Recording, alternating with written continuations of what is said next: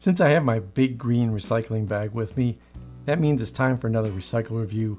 But unfortunately, this didn't work out too good last time. Lots of bottle noise, didn't fit all the bottles, and I have even more bottles this time. I think I have 10 bottles, or empty bottles of whiskey, and I'm going to try to get through those in 10 minutes. What do you say? Let's do this.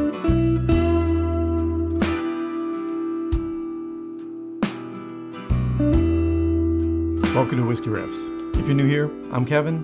Thank you for stopping by. I really appreciate you, and I appreciate the bottles of whiskey that I drank and now are empty, which I'm going to go through today. There are about 10 empty bottles here, exactly 10 empty bottles, and I'm going to try to get through those in 10 minutes. I don't think I've ever done it that quick, but I feel good about today. I think I can do this. And if you enjoy this video, please give me a like, please subscribe. I'm trying to grow the community, and there we go. Got that out of the way. Let me go ahead with the first bottle of whiskey. That is empty. It is a Laphroaig 10. This whiskey started me out. If you've seen my channel, you know this is the first Islay whiskey that I ever tried.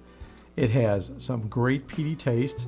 It's very smoky and probably not the whiskey that you started out with if you're drinking Scotch, but I really enjoyed it. It gave me a good experience because I have the American bottle. I have 43%. UK bottles tend to be 40%, not as good as far as I'm concerned. I want the ABV a little bit higher. I love it 46.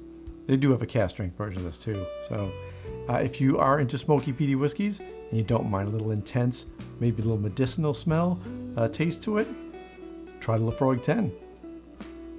Oh, it's particularly strong. I haven't had this in a while. So yeah, that was pretty intense. You put this down, start on the next one. Next whiskey is Teeling Pot Still. Now this is a single pot still whiskey, Irish whiskey, non-chill filtered. I love Teeling. I think they have a great distillery. I think they have a great product, series of products, and I highly recommend it if you're into Irish whiskey, especially if you like the pot still whiskey. Great choice. And this one is actually 46% ABV, which is really nice. I always appreciate because some of the Irish whiskeys can be down there at the 40% level. This one gives you a little bit more bang for your buck. And that is a much different flavor than the Laphroaig 10. Just more sweetness and easier drinking. Love a Teeling, highly recommended. Next whiskey, Kilchoman Loch Gorm. Now I always love the concept of Kilchoman as far as a distillery. I like how they run their distillery. I just never found one of their expressions that really talked to me, that really spoke to me, and this one does. This happens to be a limited edition, so it's hard to get. You may not find each year. This one I think is what year is this one? Oh, this is the 2021 release. I really enjoyed it. I think that each year has its own different flavor profile, but it gives you a nice bang for your buck. It's 46% ABV and lots of flavors, really good. Non-chill filtered, always appreciate that. And not much left in this one. And the big knobby top didn't even let me get much of a taste, but I do love this whiskey. I will continue to buy the Loch Gorm, and I recommend it to you too. Next up is an Aberlour. This is one of my favorite distilleries. They make the Abuna, which is one of my favorite whiskeys. This one, however, is their 12-year-old, and it's more of a double cask matured whiskey. It has some nice flavors to it. It's not a sherry bomb like the Abuna, but it's still a very delicious whiskey. It's easy to drink. It does have a little bit of that sherry finish, but it's not quite as intense as some of their other expressions. But I still highly recommend Aberlour as a distillery. If you had any of their expressions and you really love them, let me know in the comments because I'm a huge fan. Speaking of being a huge fan, here's the Ardbeg Uigeadail, one of my very favorite whiskeys. This one's at 54.2% ABV. It's an Islay single malt, so it's got that campfire smoke and peat to it. It's non-chill filtered, that level of ABV it has to be. And it's just so flavorful, so much bang, so much taste. I really enjoy this, and I keep buying bottles and I keep drinking the bottles. I'm sure this has been featured in several of my recycled reviews, and I'm not ashamed. I will keep drinking it. Probably my favorite Ardbeg. Nice sweet finish for such a smoky, peaty whiskey. Love it. Uigeadail. Gotta have it. I forgot how much I enjoyed the Talisker whiskeys until I found this in my cabinet and drank it. It's a little light on ABV, 45.8%. I wish it was a bit higher, but what it lacks in ABV, it makes up for in taste. Yeah, very much that single malt Scotch whiskey, very malty, very kind of a dry taste to it. It's not very fruity, but I really like the flavor profile. It's just malty. It's really pleasant. There's no big, shocking peaty notes. There's no overly sweet finish to it. It's just a really good Scotch, and I do recommend it. Love to hear your opinion about Talisker. I think they do a great job with their whiskeys. Now, this bottle I bought because of a recommendation from the whiskey neighbor, my Canadian buddy. He suggested this in one of his reviews. I think he had a different batch. This is batch number 5, but Tamdhu is a beautiful, flavorful, highly flavorful. This one's at 59.8% ABV. That's pretty high up there, but it's actually not a hard whiskey to drink. It's not like that ABV punches you in the face. There's a lot of fruitiness to this, and I just really enjoyed it. I was very pleasantly surprised, and apparently I enjoyed it a lot because it's gone. Whew. Yeah, it's got a bite to it because that is a high ABV, but it still is fruity and pleasant, and I will try to get more Tamdhus in the future because I really enjoyed this bottle.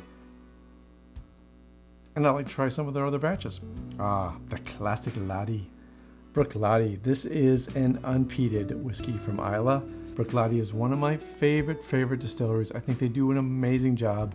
If I had to pick one distillery to always go to, Bruichladdich would be right up there because they make some of my favorite scotches. And they make the Octomore. They make the Port Charlotte heavily peated and a couple more bottles that I have over here that I'll go over in just a second.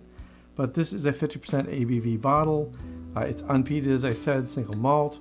That means you're not going to get punched in the face with smoke. Unfortunately, this beautiful bottle, which looks great on the shelf and really stands out so I know which one I'm grabbing, is so opaque I can never tell how much I have left in here, and I think I was kind of surprised when this one ran out on me. And it ran out completely. There's not even a taste in here. Well. But the classic Laddie. If you like Scotch whiskey, if you want a little more intensity, if you want to try something that's really well balanced at a pretty good price, try this one. I think it's fantastic. This time, Port Charlotte heavily peated, but this is their special edition, the MRC 01 from 2010, and it's limited. In fact, I think the MRC is the one that I'd have a hard time getting again. 59.2% ABV. Really flavorful. Oak casks, cask exploration series. That means they've done a lot of unique things with casks they have in their warehouse.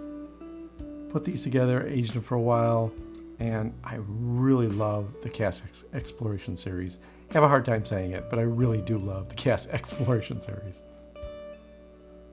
And you know, I don't think the corks on Bruichladdich bottles are the best because they're always dry. I never get that last little taste. Oh well. MRC 01, a really good addition. And the PAC 01, which is another product of their cask exploration series. And this one is from 2011. It is 56.1% ABV, a little bit lower, but similar type flavors, but just slightly different.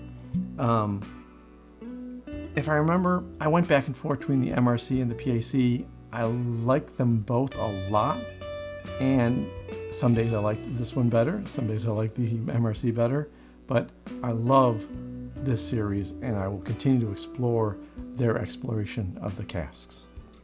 Ooh, that one had a little bit in it. Really hard to get some correct flavors though when the bottle's that low, but I highly recommend any Bruichladdich product. I don't think there's one on their list that I would say no to. So, PAC, MRC, if you can find them, give them a try. And I made it through all the whiskeys. Did I do it in 10 minutes? But I do need to sign off with a whiskey, so give me a second. I'm going to sign off with a favorite of mine. It's Glenmorangie, the Quinta Ruban. Love this 14-year-old Scotch. It's got a very pretty port finish to it, so it gives you the malty flavors and then adds a little bit of port to the end of it. In fact, I was just in Portugal and had quite a bit of port, which I don't usually drink, so this was a nice experience. So now this will be the first time I've had a port finished whiskey that has the flavors that I tasted in actual ports, white and red ports over there. So I'm curious how this is going to taste. And to you, until next time, take care of yourself, take care of those people around you, and cheers.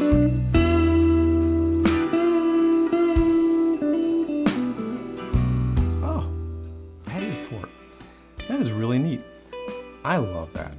Try the port, then try the whiskey that's finished in port. I really get those notes. Wow. I think I like this whiskey even more now.